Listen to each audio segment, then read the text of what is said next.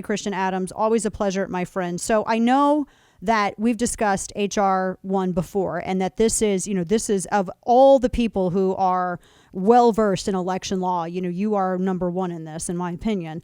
Now that this is starting to get a little bit of movement, what can we expect with HR 1, which is all about voting and centralizing voting and cementing mail-in ballots and every bad thing that you could imagine happening to the election system is in this bill. Where are we, and what can we expect? Federal takeover of elections with HR 1. Forgive me, I just had my second COVID shot, so I'm growing a second tongue and my teeth are glowing. So forgive me if I ramble a bit. That's totally forgiven.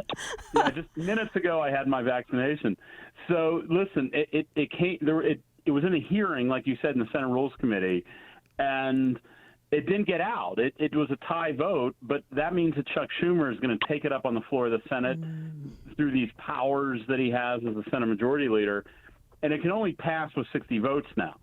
That's the bottom line. It can only pass with a filibuster, and it's not going to pass in that sense. So it looks to me, hopefully because of Joe Manchin, I might add, the senator from West Virginia, who says doing this would cause anarchy and chaos. Oh my, and he's a Democrat.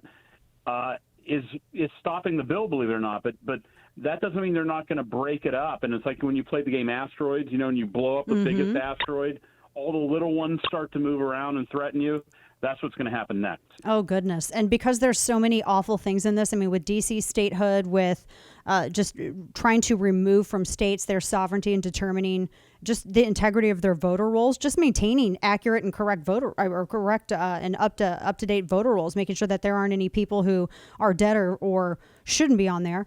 That it takes it away from them. This could actually, going by that, theoretically, this could break up into a million little bitty things, and then it becomes kind of overwhelming. And at some point, maybe this speaks to my lack of confidence in the Republican Party at times, but they're going to give on something. Yeah, you're right. I have no doubt they'll give on something, and what that something is remains to be seen. And you hit the nail on the head. This bill prohibits you from cleaning up voter rolls from Deadwood.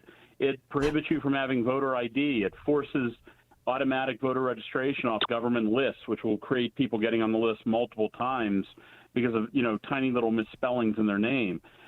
It's a disaster bill. It undoes the union in the sense that it takes away the original bargain. It cancels it where the states are in charge of their own affairs. It's a terrible bill, and no part of it is good. No part deserves to pass. We're talking with my friend J. Christian Adams. One question that I don't know if I actually was able to really get in a little bit more in depth with you the last time that we discussed this, and this is something that apparently a lot of people are unaware of, because when I bring it up, I get a lot of comments and emails about this. It feels as though, and correct me if my comparison is inaccurate, that because Democrats were unhappy about Citizens United, they're trying to remedy that with how they're approaching PACs and restructuring of campaign finance laws in this bill, because really, ultimately, taxpayers are going to be on the hook for financing campaigns with us. Yeah, that's another crazy part of the bill, that if you run, actually it's worse than public financing, the good old-fashioned public financing where your campaign gets money. HR 1 actually has a provision where the politician running for office gets money, where they get paid a salary. They get paid to run for office. And that's not just the winner. That's all the crackpot candidates that are already in the race can take a salary from the congressional race. And I don't remember seeing any really serious limitations to that. So you could just run for office and make a career out of running and never winning. Yeah, why should there be limitations when justice is at stake? My goodness, who needs limits when that happens? And so everybody, open up the ballot for everyone to run for office and get taxpayer money. That, why stop at just COVID subsidies and giveaways? Let's go all in and pay people to run for Congress. So we know that the D.C. statehood aspect of this wouldn't go anywhere because there are too many Democrats that are just not on. Well, and by too many, I mean like maybe two, but that are not on board with it. But some of this other stuff, though, is like the photo ID, getting rid of that requirement, or establishing as just the new way of doing things, mail-in ballots.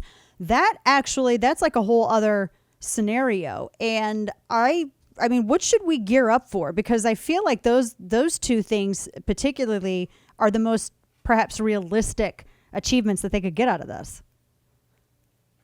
They could, but they've got something even more devilish up their sleeve, and that's the John Lewis Act.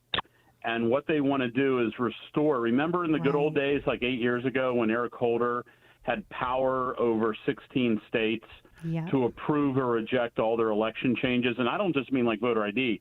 I mean like move a polling place from the classroom to a library. When I was at the Justice Department, we used to have to review stuff like that. Or change the hours of the election office from 8:30 opening to 8:45. Literally, bureaucrats in Washington, D.C. were approving or rejecting those changes. That's the part the left wants the most, because it puts power in the hands of left-wing bureaucrats who are unaccountable to the people, and they will micromanage and meddle in state elections all over the country to help Democrats win office. That's the crown jewel of what they actually want. It's called the John Lewis Act. It's part of H.R. 1. Pay attention, because I think that's where they're going next. Oh, wow. That's slightly terrifying. Last question for you, talking to our friend J. Christian Adams. So if Schumer brings this up in the Senate and then this goes nowhere in the Senate, then this will go back. I would imagine they'll break it up. That'll go back to committee. And then, I mean, theoretically, we could see something in the next couple of weeks if they were going to piecemeal it, right? Right, because they're running out of time. The Democrats are openly saying, if we don't pass this soon enough, we might not win the 2022 elections. They view this as a re-election device. Taking over state control of elections is how they want to win elections. And so they know they can't implement all of their utopian dreams in time if they don't pass something soon. Good heavens. Just one thing after another. My gosh, what else is going to happen to us just in the first? These have been a very exciting, in a bad way, first 100 plus days. Haven't they been, my friend? Oh my gosh. I know. Before you know it, there's going to be things like gas lines. Right? I mean, gas lines, high gas prices, inflation. Wow. J. Christian Adams, our friend. Always so good to talk with you. My Commodores and Bay City Rollers. Well, ABBA is coming out with a new album, apparently. They have new music they're releasing, so it seems apropos.